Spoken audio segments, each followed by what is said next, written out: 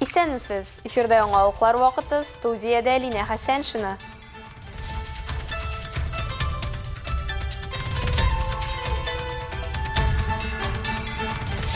Түбән Мактама бистәсендә сугыш чоры балалары белән очраштылар. Аның эшчәнлеге аркасында андый авырлыклар тоймадым мин. Әйтә алмыйм, зарлана алмыйм. Бүтән кешеләр кебек менә шулай булды, булай булды дип зарланырлык булмады.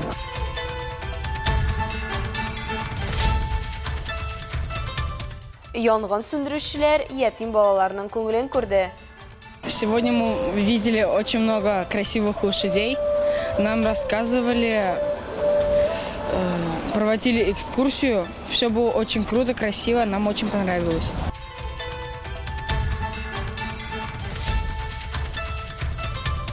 Әлмәт спортчысы иң абруйлы боксчыларның берсе.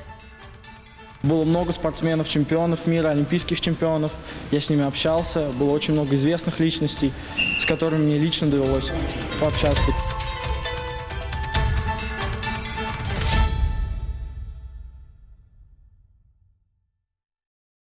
Җырлар, котлау сүзләре һәм тәмле ризыклар. Түбән Мактамада сугыш чоры балаларын өлкәннәр көне белән котладылар. Традицион бәйрәм очрашуы быел 1-нче мәктәп территориясендә узды. Бу хакта тулырак Алсун Риева материалында.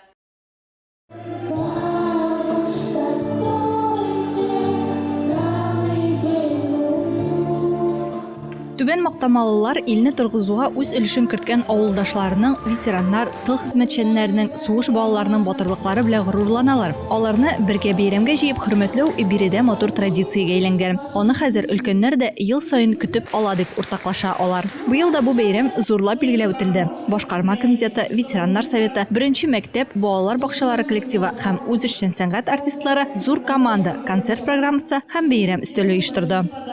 Среди мудрых людей вы настоящие герои нашего времени, которые прошли много трудностей, испытали много лишений. Но глядя в ваши глаза, вы смотрите, что вы сохранили свое жизнелюбие и оптимизм. Пусть в вашем доме всегда царит мир, добро и радость. С праздником вас! Бүген Түбән Мактама авыл җирлегендә 23 тыл хезмәтчәне һәм 253 сугыш чоры баласы яши. Алар арасында Роза Фролова да. Гаиләдә алар 5 бала үсә. Сугыш чорының барлык авырлыкларын үтәргә, аңа хезмәткә мәхәббәт һәм әтиәннәрнең дөньяга карашы ярдәм итте ди ул. Авыр булды дип бик зарлана алмыйм. Чөнки безнең бабай бик эшчән кеше иде. Аның эшчәнлеге аркасында андый авырлыклар тоймадым мин. Әйтә алмыйм, зарлана алмыйм. Бүтән кешеләр кебек менә шулай булды, булай булды дип зарланырлык булмады. Сугыш чоры балалары белем алырга тырышып, халык хуҗалыгын торгызу һәм илне яңарту өстендә хезмәт куеп үсәләр. Килгән кунаклар ятимлек ачысын, ачлык, ялангачлык, тылдагыларның җиңүне якынайту өчен керткән өлешләре турында сөйләшеп, яңалыклар белән уртаклашып, ял итеп вакыт үткәрде. Хәзерге яшәү чорында олы яшьтәге кешеләргә авыррак яшәргә. Без инде әз генә өйрәнеп киләбез. Алар бит әле һаман да үзләренчә яшиләр. Шуңа күрә менә шулай аларны монда чакырып, аларны хөрмәт итеп, алар өчен җырлап, алар өчен биеп, алар белән сөйләшеп, аларның үзләренең дә сөйләшүләре нәрсә тора. Шуңа күрә бу мондый бәйрәм бик кирәк, бик теләкле. Алсун Риева, Олег Павлов, яңалыклар вакыты, Лучшая Әлмәт телекомпаниясе. Өлкәннәр декадасы кысаларында Ознакай районында өлкәннәрне котлаулар, бүләкләүләр дәвам итә. Шундый хөрмәт җитәкчелек тарафыннан гасырдан артык гомер кичерүче Бөек Ватан сугышы ветераны Гайнулла абый Әюповка һәм мәгариф ветераны Мария Кривулякка да күрсәтелде. Бу хакта тулырак мәгълүмат махсус хәбәрчебез Эльмира Шәрифуллина сюжетында. Бүген районда 100 яшен тутырган 8 ветеран яши. Шуларның берсе зур хөрмәткә лаек булган Гайнулла абый Әюпов. Аны котларга район башлыгы Марсель Шайдуллин килде. Гайнулла абый котлыйбыз яме, бәйрәм белән яме, рәхмәт сезгә барысы өчен дә. Җиңү алып кайтканыгыз өчен, шулай күп еллар эшләгәнегез өчен без сезнең белән горурланабыз. Бик зур рәхмәт сезгә, Гайнулла абый. Барысы өчен дә, бөтен Ознакай халкы исеменнән. Рәхмәт, что пришел. Инде 103 яшен тутырса да, бүген дә җыр телле, күтәренке күңелле булып яши бирә Гайнулла абый. Район тормышы белән кызыксына. Сегодня 1 октября, Такой красивый праздник. День самых молодых людей. Вот мы от всей души вас поздравляем. С наступающим праздником, с нашим профессиональным Днем Учителя. Еще 5 октября День Учителя. Тут двойной, тройной праздник. Живите долго, радуйте нас. Здоровье, самое главное здоровье вам. Өлкәннәр көне уңайыннан бәйрәм котлауларын ветеран укытучы Мария Кривуляк та кабул итте. Очрашуда шулай ук район мәгариф идарәсе җитәкчесе Зөлфия Гыйләҗева, район мәгариф идарәсе профсоюзлары оешмасы җитәкчесе Лилия Вәлиәхмәтова, социаль яклау идарәсе җитәкчесе Элиза Марданшина да катнашты. Илмира Шәрифуллина, Рөстәм Акбаров, яңалыклар вакыты, Луш, Әлмәт телекомпаниясе. Татарстан нефтсенең 60 елгы исемендәге шәһәр паркында ожаган уены узды. Ул катнашучылардан көч, җитезлек һәм тарих белемен таләп итте. Ярышлар Бөек Ватан сугышында җиңүнең 80 еллыгына һәм педагогия факультеты атнасына багышланды. Тулырак алдагы минутларда.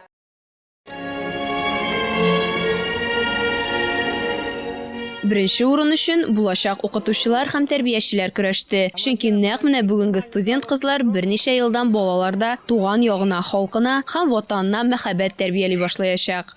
Все пройдет на очень позитивной патриотической ноте. Педагог үзенең һөнәри эшчәнлегенә керешкәндә балаларны ватанпәрвәр һәм үткәнне белүче итеп үстерә башлый. Әлбәттә, бу урлыкларны чәчү өчен укытучы үзе дә патриот булырга тиеш. Развивать детей, детскую душу в плане патриотизма, любви к родине, семье, ну и, конечно же, к своим соотечественникам.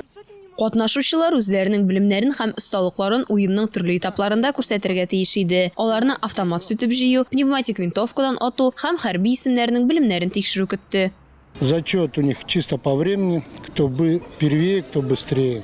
Вакытка ярышалар, кем беренче, кем тизрәк икәнне ачыклаячакбыз. Этаплары периметр буенча шәһәр паркында урнашкан. Һәркемнең үз старт ноктасы һәм маршрут кәгазе. Иң авыры барлык сынауларны команда составында узарга кирәк. Разбегаются по своим точкам, а потом уже по маршрутному листу. Самое сложное — это все испытания нужно проходить в составе команды.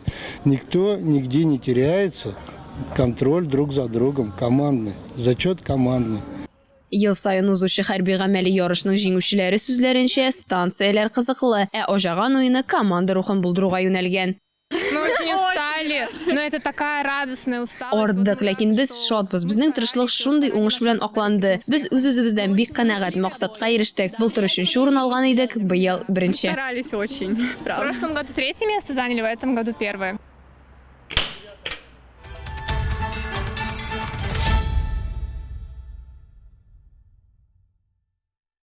Могҗизага ышану гына түгел, аны үз кулларың белән булдыру да мөһим. 27нче янгын сөндерү коткару части хезмәткәрләре шулай дип саный.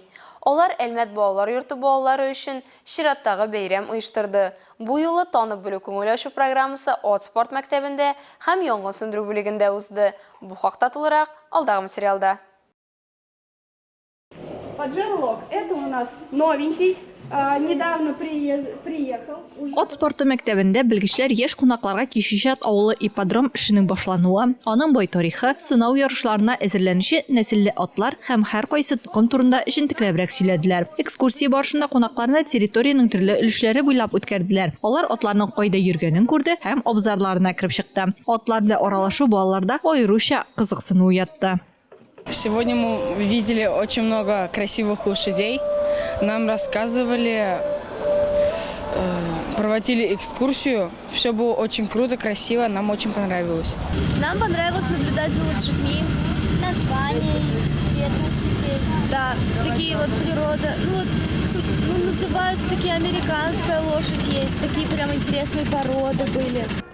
Экскурсия 27нче янгын сөндерү коткару бүлегендә дәвам итте. Янгын сөндерүчеләр балаларга янгын сөндерү техник коралларын, автомобилен күрсәтте. Авария коткару эшләрен башкарганда нинди инструментлар кулланыла икән аңлаттылар.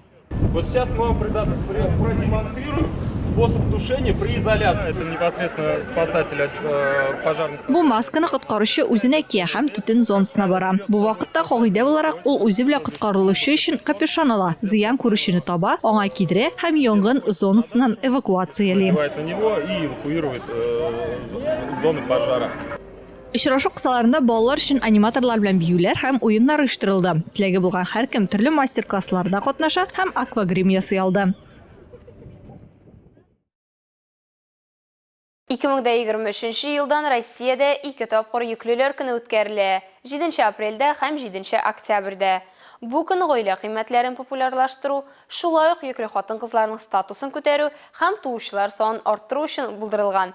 Бу датаны уздыру кысаларында Әлмәт хатын-кызлар консультациясендә ел сайын йөклеләр көне билгеләп үтелә.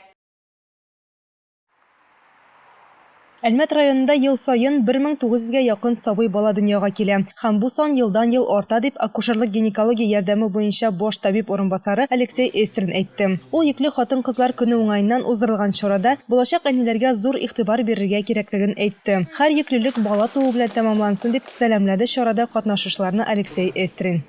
Пожелание доходить до срока. Теләкләр безнең срокка кадәр барып җитеп сау-сәламәт бала табу бәхетенә ирешергә һәм барысы да план буенча һәм җиңел үтсен. Еш кына аралашканда хатын-кызлар йөкле вакытларын сагынуларын әйтәләр. Менә бездә хатын-кызлар консультациясе һәм безнең бала тудыру йорты аларга рәхәт мизгелләр белән истә калуын телибез. По нашей женской консультации, по нашему роддому приходили еще и еще. Очрашуның төп темасы бала тууга әхлакый һәм психологик яктан әзерләнү. Лекцияда психолог йөклелек вакытында һәм конфликтлы вазгыять очрагында ничек тыныч калырга, үз-үзеңне ничек кулга алырга икәнен сөйләде. Шунысын да билгеләп үтәргә кирәк. Мондый очрашуларда йөкле хатын-кызлар, шулай ук аларның ирләре барлык сорауларга җавап ала ала. Очрашуда юрист Анастасия Кузнецова да катнашты. Ул йөклеләргә социаль ярдәм чаралары турында мәгълүмат бирде. Существует программа «Материнский капитал», которая позволяет...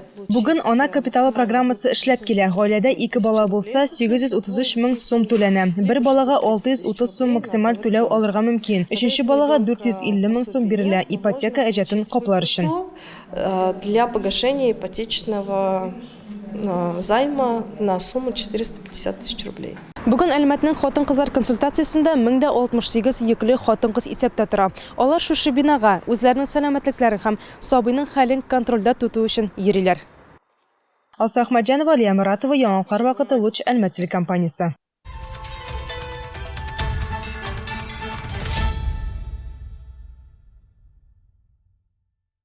Әлмәтле Вячеслав Красильников Ставрополь краенда узган бөтен Россия ярышлары җиңүчесе.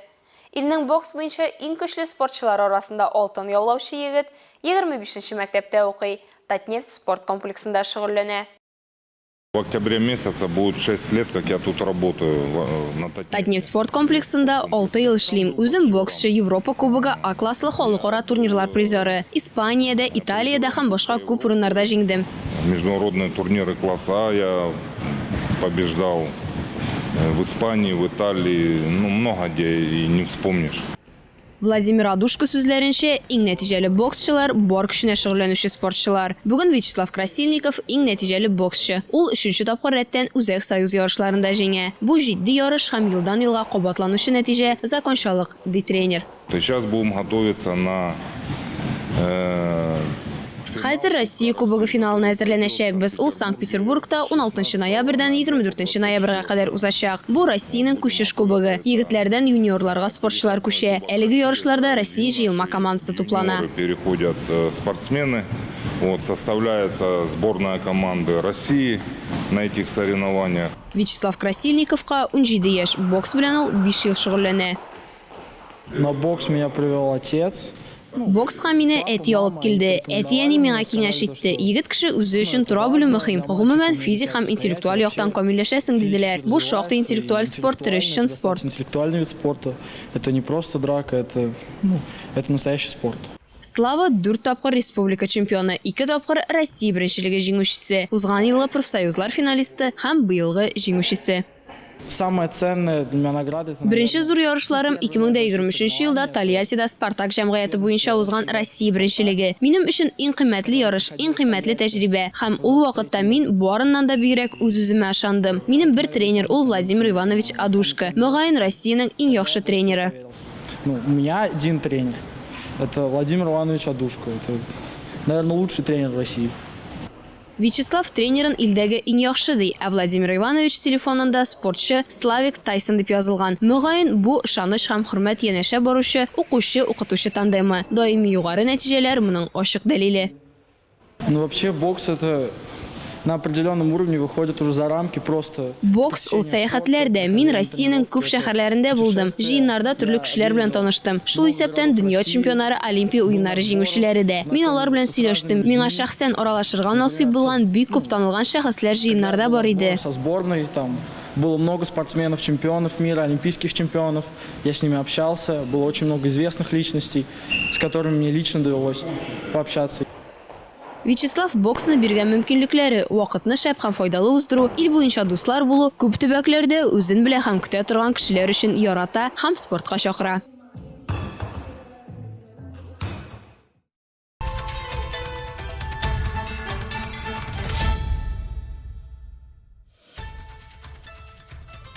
Хөрмәтле тамашачыларыбыз, яңалыклар чыгарылышының туры трансляциясын сез ВКонтакте социаль челтәренә кереп, Луч Әлмәт төркемендә сәгать кичке 7-дә карый аласыз. Безнең иң кызыклы сюжетларыбыз да рәсми аккаунтларыбызда урнаштырыла. Әлегә шулар, мин Лина Хәсән, шуны һәм монтаж операторы Динара Гайнетдинова, матур яллар теләп сезнең белән сау булашабыз.